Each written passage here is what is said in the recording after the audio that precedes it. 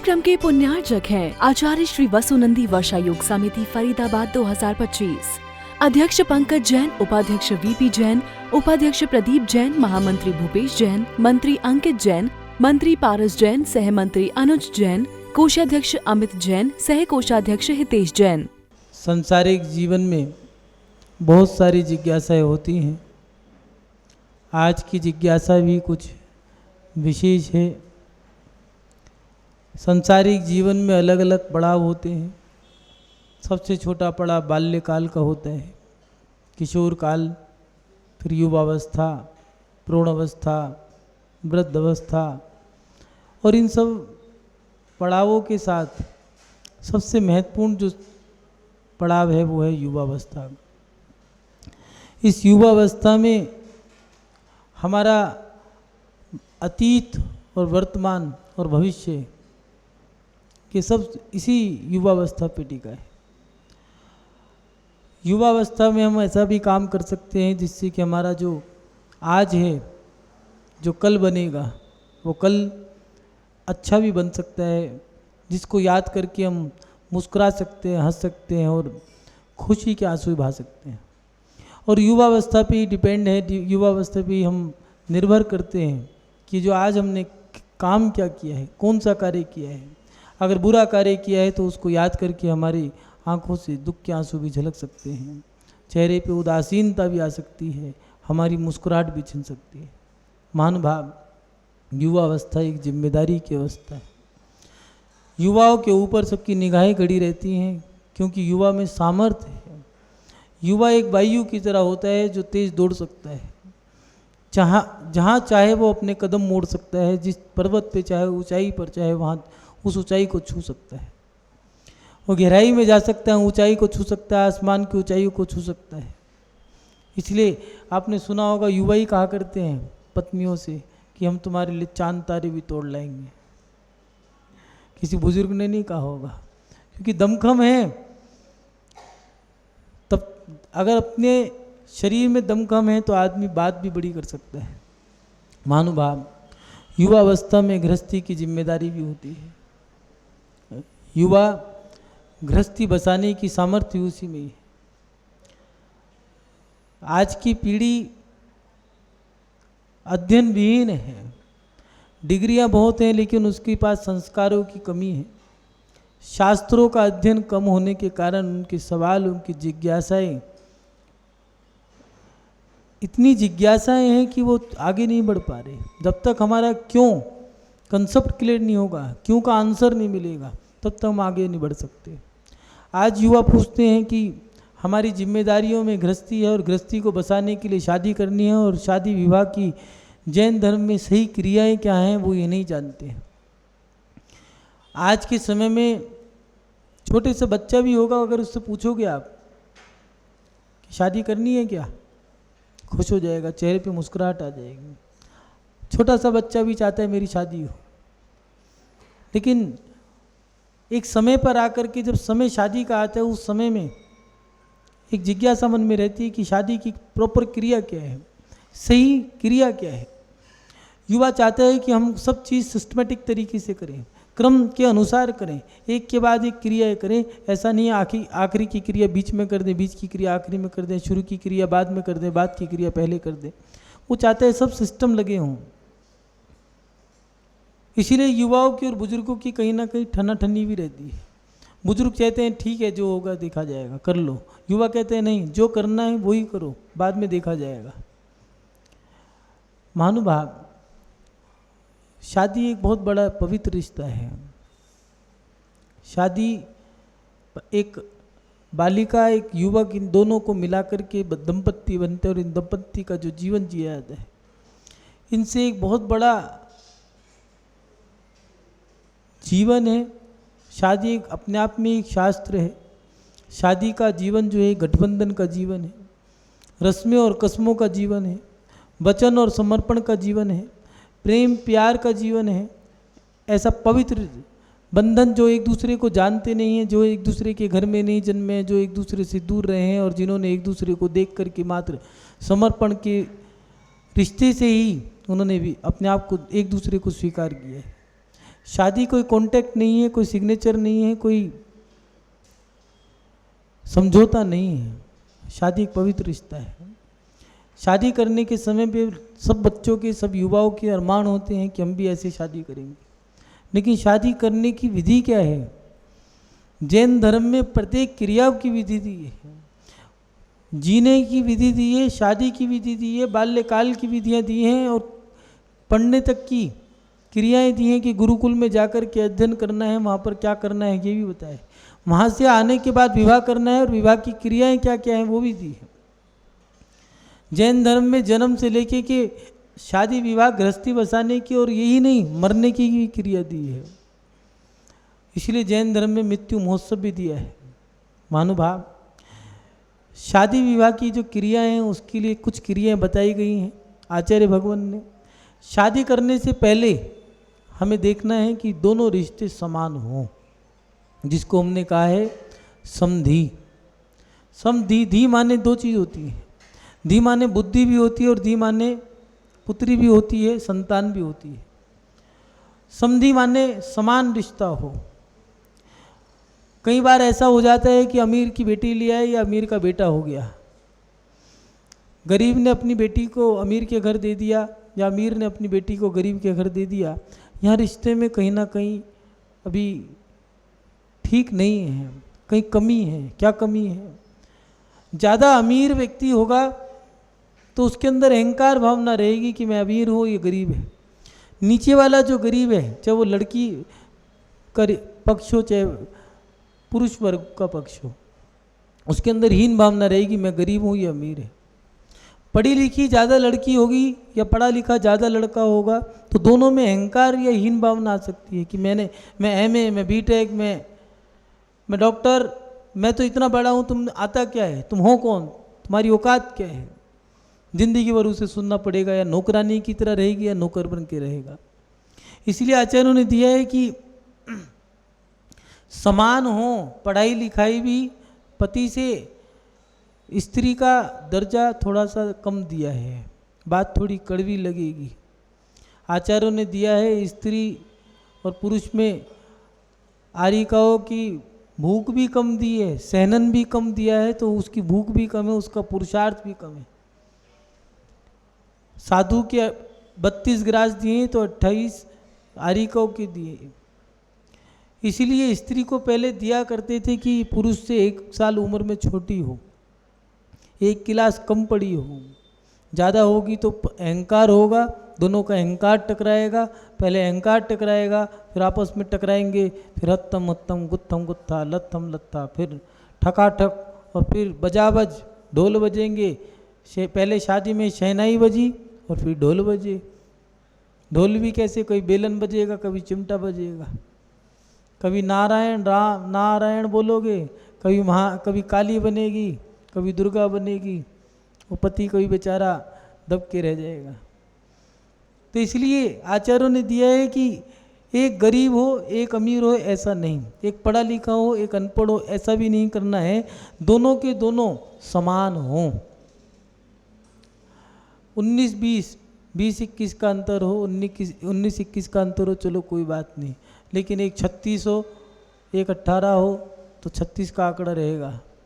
इसलिए दिया है आचार्यों ने कि समान रिश्ता हो।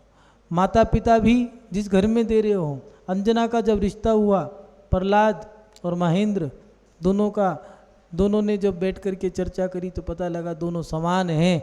वो 100 भाइयों की एक बहन थी, इधर पवन जी शक्तिशाली थे, दोनों का रिश्ता हो गया। कर्म अलग बात है कि अगर शादी हो गई और शादी होने के बाद समान के हाथ, भैया वहाँ तो बोला था समान दियो, समान रिश्ता कर दो, लड़की सुखी रहेगी। भैया इतना ही नहीं चाहिए, और भी बहुत सारी बात चाहिए। इतना अगर समान चीज़ देख करके आपने रिश्ता पक्का कर दिया है, कुछ लड़की का पुण्य भी होता है, कुछ लड़के का भी पुण्य होता है, दोनों का पुण्य होता है, तब जा कर के रिश्ता चलता है, तब जा कर के जीवन चलता है। फिर क्या करें? तो महानुभाव जी पहली बात बताई है कि दोनों रिश्ते समान हों। दोनों रिश्ते समान और रिश्ता पक्का हो गया तो उसके बाद दिया है कि गुरु का आशीष लेकर के आगे बढ़े। आचार्य जिनसेन स्वामी जी ने दिया है। मंदिर बनाना हो, प्रतिष्ठा पराग में दिया, आचार्य कुनकुन स्वामी जी ने मूलाचार में दिया है। कोई भी क्रिया करनी हो मंदिर बनाना हो, विधान कराना हो, अनुष्ठान कराना हो, वाणी स्तंभ की प्रतिष्ठा करानी हो तो देव आज्ञा, गुरु आज्ञा, ये दोनों आज्ञा जरूर लें। यह आज्ञा लेकर के काम करें। इसलिए गृहस्थों को दिया है कि जब भी कोई अच्छा काम करने जाओ तो देव आज्ञा, गुरु आज्ञा लो, भगवान से आशीर्वाद लो, गुरु से आशीर्वाद लेके आओ। कभी यात्रा के लिए जाओ, सम्मेद शिखर की इस क्षेत्र की यात्रा करने जा रहे हो तो गुरु का आशीर्वाद लेकर के, भगवान का आशीर्वाद लेकर, उनसे आज्ञा लेकर के जाओ। यात्रा बहुत मंगलमय होगी।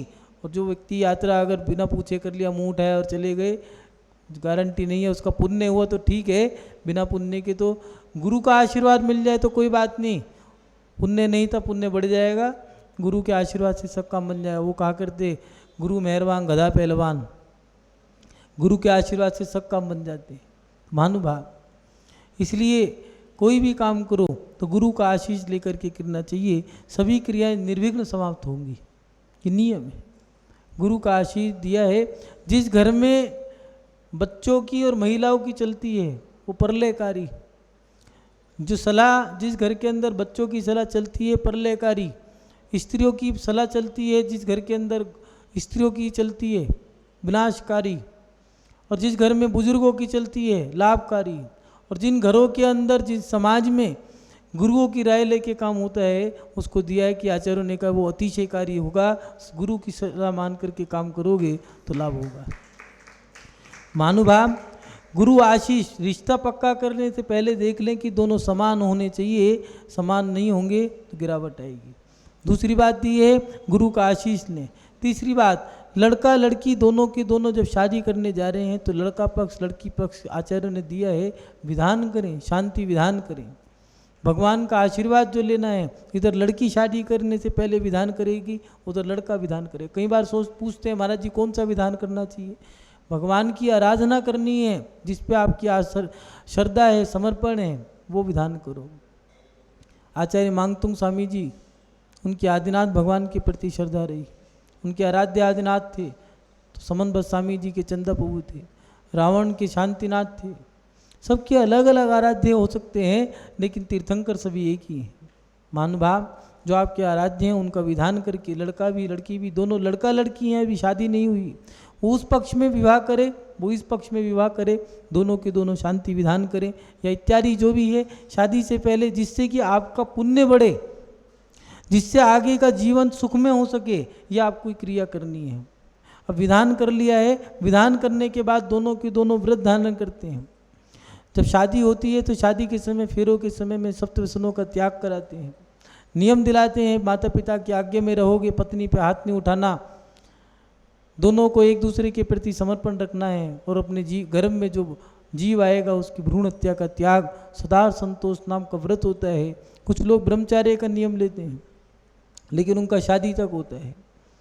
बच्चों को शादी का नियम दिलाया जाता है कि जब तक शादी नहीं होती तब तक ब्रह्मचार्य का नियम, और शादी के बाद उस पत्नी के साथ वो जैसे ही विवाह होता है, पानी कन्यादान की जाती है, पानी ग्रहण की विधि जो होती है, उसी समय वो सदार संतोष में बदल जाता है कि भाई आज से एक ही स्त्री से हम जीवन रखेंगे, बाकी स्त्री माँ, पुत्री या बहन इनके समान होगा। महानुभाव, दोनों व्रत करके जिनेंद्र भगवान की अर्चना करें, पूजा करें, शादी विवाह करें, और उसके बाद जब लड़का लड़की आपस में एक दूसरे को भोजन कराते हैं, ये भोजन की विधि नहीं है, एक दूसरे को भोजन नहीं कराते, वो दोनों ने उपवास किया था पहले, शादी से पहले दिन उपवास होता है, शादी के दिन क्रिया होती है, भगवान का अभिषेक शांति धारा, और भगवान का अभिषेक शांति धारा करके पूजा विधान हवन के समय ही 7 फेरे होते हैं, 7 वचन जो दिए हैं, सप्तव्यसनों का त्याग होता है, और त्याग करने के बाद ये नियम है कि दोनों के दोनों व्रत धारण करने के बाद जो पारना करते हैं वो उपवास होता है, वो पारना है, एक दूसरे का पारना कराते हैं, लड़की लड़के का, लड़का लड़की का, दोनों का पारना कराते हैं, और फिर 7 दिन का ब्रह्मचार्य व्रत धारण करना आचार्य जिनसेन स्वामी ने दिया है।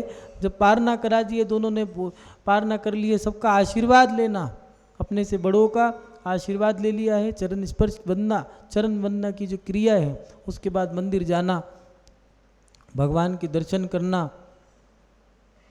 जो आज की क्रिया थोड़ी उल्टी हो गई है, कुछ लोग उल्टी क्रिया करते हैं। अभिषेक, शांतियारा, पूजा, विधान और हवन, हवन के समय ही फेरे होते हैं और फेरे के बाद पारना होता है। फिर गरीब सभी बड़ों से आशीर्वाद लेकर के पारना करके गरीबों को भोजन बंटता है। आज की क्रियाएं थोड़ी उल्टी हो गई है, पहले गरीबों को कराया करते थे, आज अमीरों को कराने लग गए।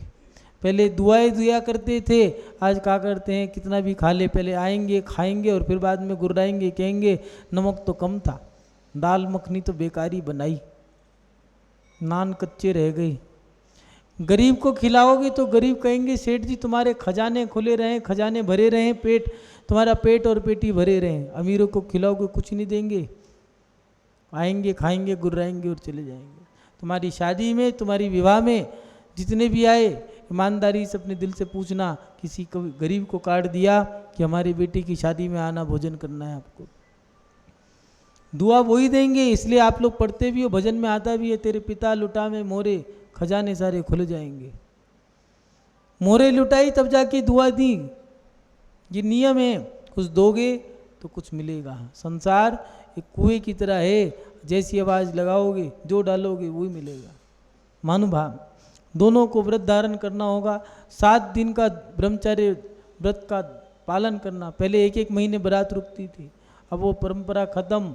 लड़का और लड़की को घर के, इसीलिए मात पक्ष में ही रुकती थी लड़की, वहाँ पर रुक कर के उनका 7 दिन का ब्रह्मचर्य का पालन होता था। फिर सिद्ध क्षेत्र की यात्रा करने जाना और यात्रा करके गुरु से आशीर्वाद लेकर, पहले आशीर्वाद लिया था कि हम सांसारिक जीवन जीने जा रहे हैं, अब संसार का जीवन, गृहस्थ जीवन आपका बन चुका है। फिर गुरु से और भगवान से आशीर्वाद लेके, सिद्ध क्षेत्र की यात्रा करके गुरु से आशीर्वाद लेकर अब घर में जब प्रवेश करेंगे, यहाँ से आपका सांसारिक जीवन शुरू होगा।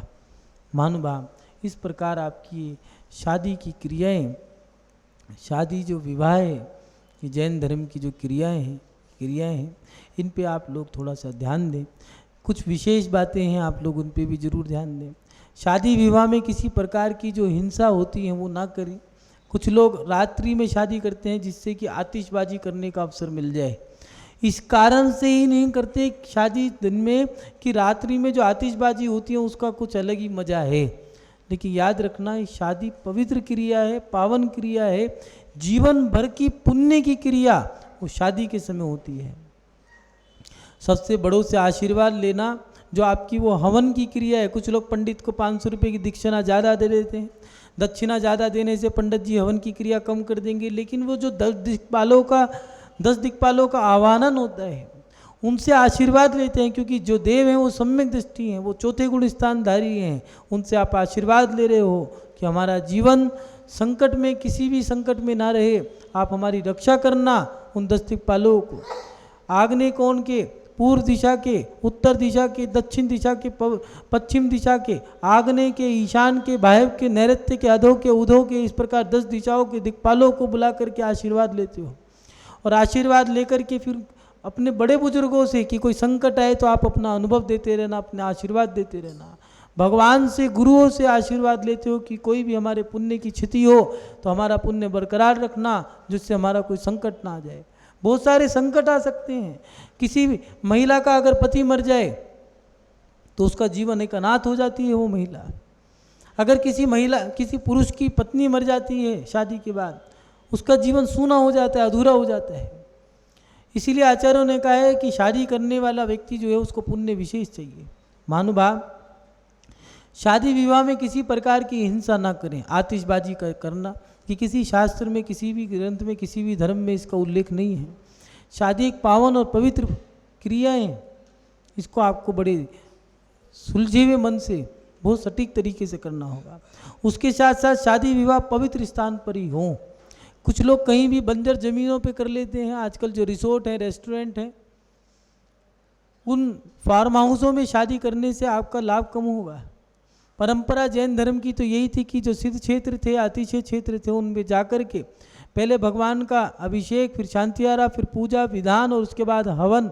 हवन के समय में सभी के फेरे लेने के बाद सभी बुजुर्गों से, बड़े बुजुर्गों से आशीर्वाद, फिर भगवान की पूजा पाठ सब होने के बाद पारना, गरीबों का दान और उसके बाद कुछ दान जो निकाला जाता है, आज भी शादी विवाह के समय में दान निकाला जाता है। क्यों निकाला जाता है? देवशास्त्र गुरु के लिए दान निकाला जाता है। वो एक मान लो 100 रुपये निकाल ले, ऐसा नहीं 100 रुपये ही निकाल लो, कल से तुम कह दो महाराज जी ने 100 कहा था, भैया 100 ही। जितनी आमदनी है, जितना आपने शादी में खर्चा किया है, अगर 1 करोड़ रुपए शादी में खर्च किए तो 25 लाख रुपए आपको दान निकालना होगा। 25% आपका दान होता है। उस दान के 3 हिस्से करे जाते हैं। वो 3 हिस्से में से एक हिस्सा देव का, एक शास्त्र का और एक गुरु का, उन कन्या दोनों का, माता और पिता दोनों पक्ष, ससुराल पक्ष और माँ जो लड़की का पक्ष है, दोनों लड़के लड़की के मायके पक्ष जो हैं, उन पक्षों में दोनों के दोनों 25% इकट्ठा करके फिर 10-10 दो बनता है देवशास्त्र गुरु का, वो निकालना, दोनों से दान कराना, ये क्रिया है। क्योंकि शादी करने के लिए बड़ा पुण्य चाहिए। आज के समय में लोग क्रिया उल्टी करते हैं। ऐसी जगहों पे जाके शादी करते हैं, रिसोर्टों में जाके शादी करते हैं, रेस्टोरेंट में, होटलों में जाकर शादी, फार्म हाउस पे शादी करते हैं। उससे उनका पुण्य छीन होता है। मंदिरों में जाके शादी करनी चाहिए। परंपरा पहले यही थी जो अपने सिद्ध क्षेत्र, आज भी कुछ लोग सोनागिर जाके करते हैं शादी, तो कोई हसनापुर जाके करते हैं, कुछ लोग महावीर जी जाके करते हैं, कोई राजस्थान में जैसे जहाजपुर अतिशय क्षेत्र है, कई अतिशय क्षेत्रों पे जाके विवाह करते हैं। वो आज भी जो जैन हैं, सच्चे जैन हैं, जो सही मायने में धर्मात्मा है, वो आज भी बढ़िया तरीके से मंदिरों में शादी करते हैं। ऐसा नहीं है मंदिरों में शादी करने वाला कोई गरीब है। आप बढ़िया विधान करो, आप खर्चा जो कर रहे हो वहीं करो, उससे आपका पुण्य बढ़ेगा। महानुभाव, शादी विवाह पवित्र स्थान पर हो, अतिशय क्षेत्र हो, सिद्ध क्षेत्र हो, उसके साथ साथ पावन और पवित्र स्थान हो। शादी के बाद परोपकार की क्रिया जरूर करें। गरीबों को भोजन कराना। कुछ लोग कहते हैं महाराज जी शादी के बाद बच्चे दुखी हैं, क्या करें? तो बच्चे दुखी हैं तो उनके लिए आपने किया क्या है? दुआ, आपके जो कुटुंब परिवार के सदस्य हैं वो आशीष दे सकते हैं कि बेटा जीते रहो, दूधो ना पूतो फलो, खुश रहो, प्रसन्न रहो। लेकिन गरीब की दुआ फलीभूत होती है, इसलिए गरीबों को दान देना जरूरी है।